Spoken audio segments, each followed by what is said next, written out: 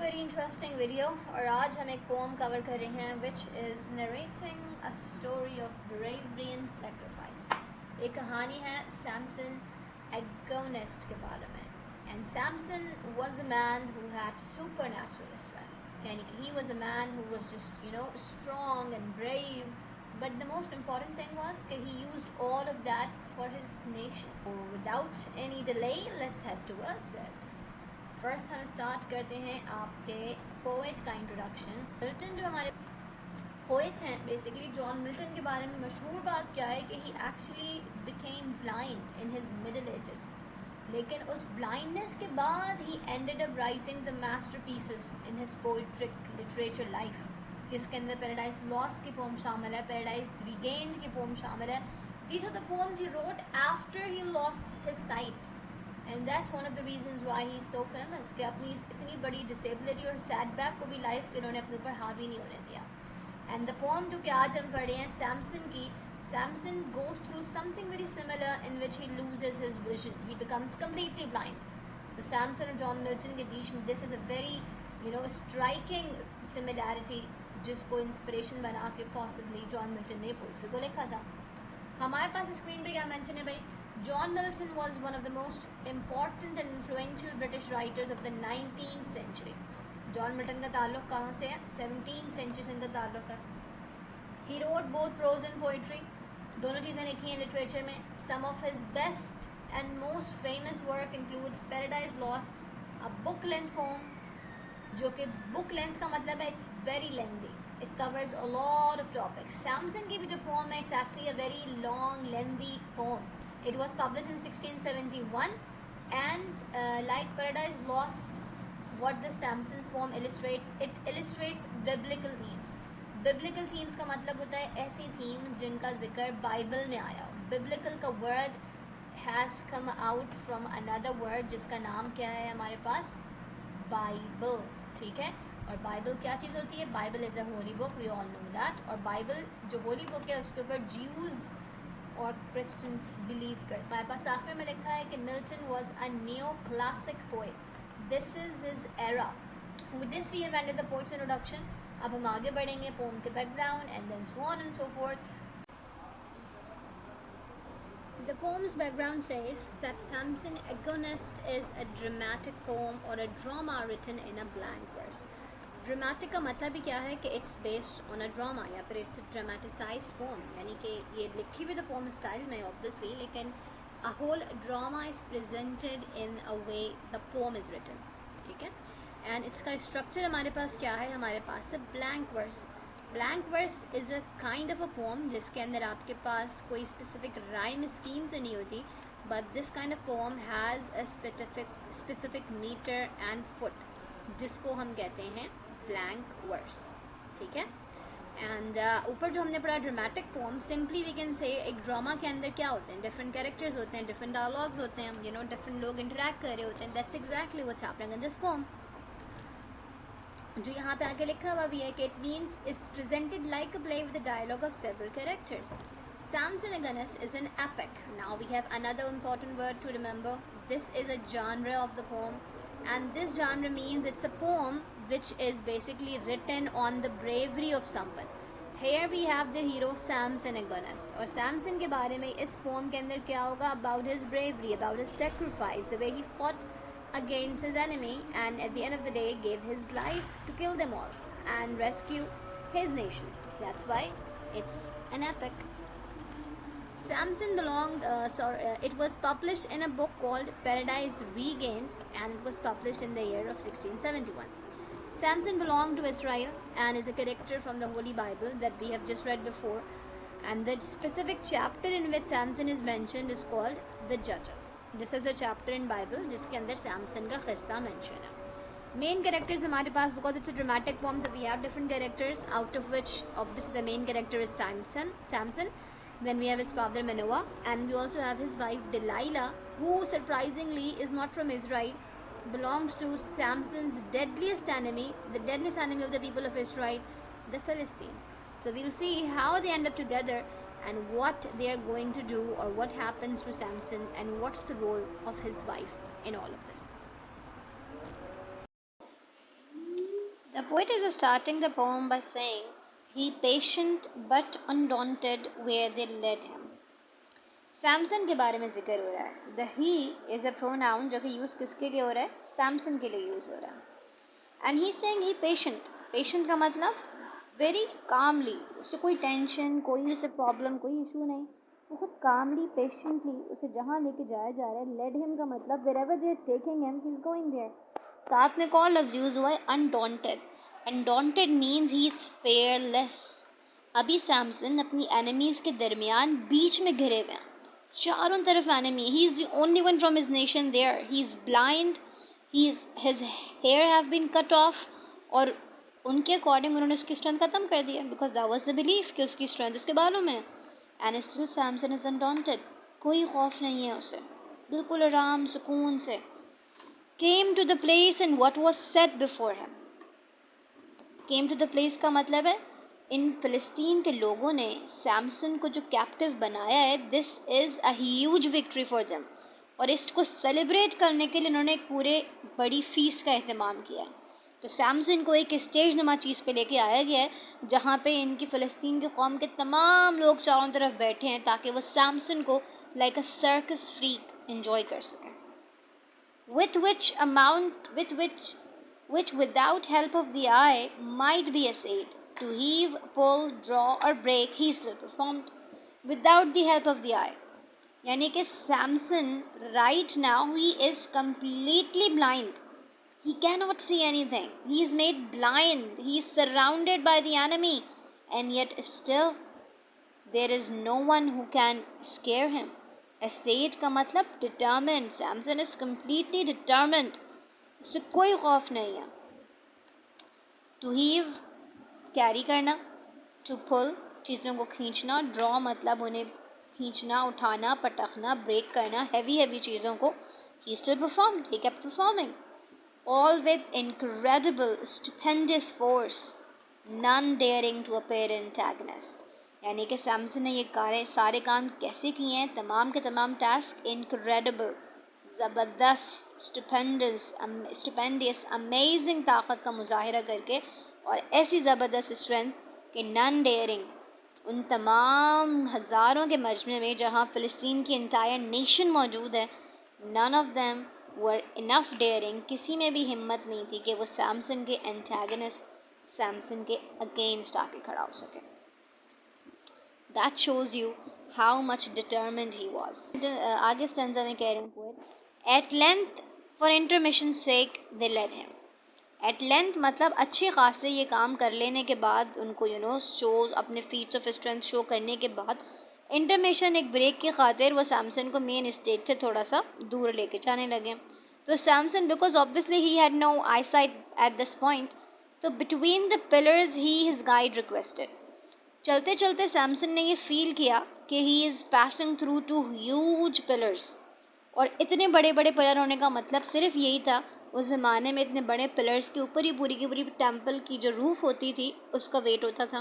तो Samson also felt it with his hands and अपनी feeling उसे ऐसे हुई कि ये दो बड़े बड़े से पिलर्स हैं and maybe this is the place where I should just take a rest. So that's what he said. As overtired to let him lean a while. Samson was overtired obviously. So when he requested his guide कि भाई मैं थोड़ी देर के लिए यहाँ पे लीन करके rest लेना चाहता हूँ, he allowed him. ठीक है भाई. Totally unsuspected. यानी कि क्या कर लेगा सैमसन? बाल इसके पहले ही कट चुके हैं, आई साइड इसके पास है नहीं, इसको हमने शैकल्स में भी रखा हुआ है, चारों तरफ से हम खड़े हुए हैं, तो कौन क्या कर लेगा? सैमसन. गाइड ने उसको अलाउ कर दिया. ठीक है भाई, कुछ देर के लिए तुम यहाँ खड़े हो जाओ पिलर्स के बीच में और रेस्ट कर लो. With both his arms on those two massive pillars. अब सैमसन ने अपना रेस्ट करने का तरीका क्या बनाया कि अपने दोनों हाथों को सैमसन पिलर्स के ऊपर रख के खड़े हो गए और अपने सर को, अपनी बैक को थोड़ा सा झुका लिया. और ये करने के बाद Samson actually was pretty sure, और सैमसन को इस बात का यकीन हो गया कि ये इतने बड़े बड़े पिलर्स जो हैं, यकीनन that to the arch roof gave main support. यानी कि जो आपके पास मेन सपोर्ट है उस पूरी की पूरी टेम्पल की छत का, जिसके नीचे ही सब लोग जमा हैं, उसको सपोर्ट फराहम कर रहे हैं. अब सैमसन ने ये सब फील कर रहे हैं, नोबडी इज सस्पेक्टिंग एनीथिंग. और सैमसन कर भी क्या सकते हैं वैसे, A blind person who has lost his strength, who is overtired, what would he do? The poet now says in the next stanza that his unsuspicious led him, which when Samson felt in his arms. यानी कि ही अब यहाँ पे use हो रहा है for the guide, जो आदमी सैमसन को लेके यहाँ से वहाँ जा रहा था. तो कहते हैं unsuspicious, this man had no suspicion. ऐसे कोई शक नहीं था कि सैमसन कुछ कर भी सकता है. But while this guide was unsuspicious, what was Samson doing? He felt in his arms, यानी कि he felt the pillars in his arms, कि वो इतने बड़े हैं, दे मस्ट बी कैरिंग. जो पीछे भी वो एनालाइज करा था स्टेंसा में, with his head a while incline यानी कि इसका हेड झुका हुआ है नीचे की जानिब, ज़मीन की जानिब. And eyes fast fixed as he stood as one who prayed, यानी कि बिल्कुल सर झुका के नीचे देख रहे हैं और आंखें कहीं हिला नहीं रहे. जब हम नमाज पढ़ते हैं हमारी भी ऐसी कंडीशन होती है कि हम नीचे देख रहे होते हैं, बिल्कुल फिक्स एक ही जगह ग्राउंड पे, we not moving looking at anywhere else. तो सैमसन की भी एक कंडीशन थी. तो everybody thought maybe he is busy praying or some great matter in his mind revolved, या फिर people thought कि maybe he's thinking about something great matter, यानी कि अभी मसरूफ़ है वो कुछ सोचने में. He must be thinking about his nation or maybe something, but everybody was unsuspicious कि Samson अभी कुछ कर भी सकता है. Nobody thought, and Samson की situation ऐसी लग भी नहीं रही. He is looking at one spot on the ground, his hands are on the pillars, he is completely blind. What can he do? The next stanza is telling us कि at last with head erect, यानी कि finally उसने अपने उस inclined sir, उसने अपने झुके हुए सर को उठाया, erect यानी कि सीधा किया. Thus cried aloud. Cried aloud का मतलब है, cried का मतलब ये नहीं रोना, बल्कि cry का मतलब एक scream, एक चीखना, बहुत जोर की आवाज में कुछ बोलना. And what did he say? Hitherto. Hitherto का मतलब क्या लिखा है यहाँ पे? Until now, यानी कि अब तक मैं जो कुछ भी कर रहा था, it was because why? Because you were ordering me and I was following the command, इसीलिए कर रहा था. I have performed as reason was obeying, यानी कि आपकी commands को सिर्फ obey करना मेरा मकसद था, and that's why I was doing everything that I did. Not without wonder or delight beheld, यानी कि ना उसमें मेरी कोशिश शामिल थी, ना मेरी उसमें कोई कोशिश शामिल थी. I was just doing it because I had to. कोई मेरे अंदर का पैशन, कोई ख्वाहिश, कोई जज्बा शामिल नहीं था उसमें. ऑब्वियस सी बात है. Now of my own accord, अब वो क्या बोल रहे हैं? Accord, अपनी मर्जी के अकॉर्डिंग अब मैं आपको एक शो दिखाने जा रहा हूँ. ठीक है. एंड व्हाट ट्रायल का मतलब है एक शो करना, डिस्प्ले करना बेसिकली, यानी कि मैं ऐसी स्ट्रेंथ का ट्रायल, ऐसी अपनी स्ट्रेंथ का डिस्प्ले करूंगा कि आप लोग वंडर और डिलाइट और उन सबको भूल जाएंगे कि ये हो क्या रहा है हमारे सामने. यानी कि it would be something you have never seen before. As with manner shall strike all who behold. यहाँ पे क्या मतलब है? ऑल हु बिहोल्ड, जो लोग मेरे इस ट्रायल, इस शो को देखेंगे, क्या होगा उनके साथ? Amazement shell strike. dumbfounded, उन्हें समझ ही नहीं आएगा कि उनके साथ हो क्या रहा है, कैसे हुआ है. सकता है सैमसन अपनी मर्जी से. This uttered का मतलब बोलना. ये बोलने के बाद straining all his nerves he bowed, यानी कि अपने अंदर के literally he was using every single fiber in his body के वो strength इकट्ठी कर सके, strength जमा कर सके, बहुत जोर के साथ. He bowed. बोट का मतलब फिर से उसने सर झुकाया अपना, बो डाउन, राइट.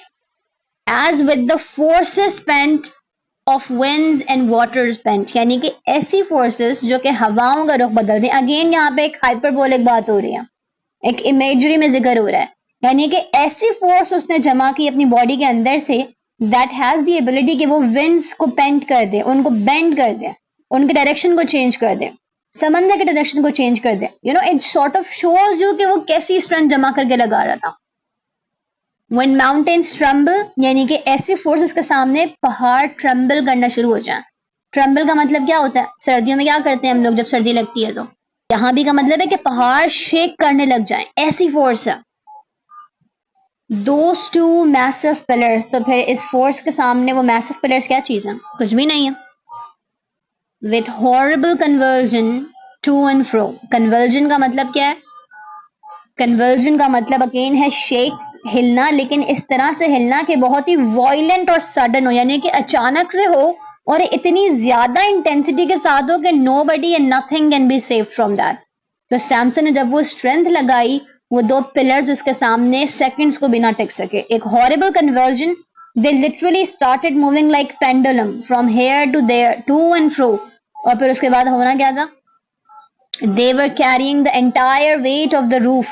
और इस रूफ के नीचे कौन लोग बैठे हैं?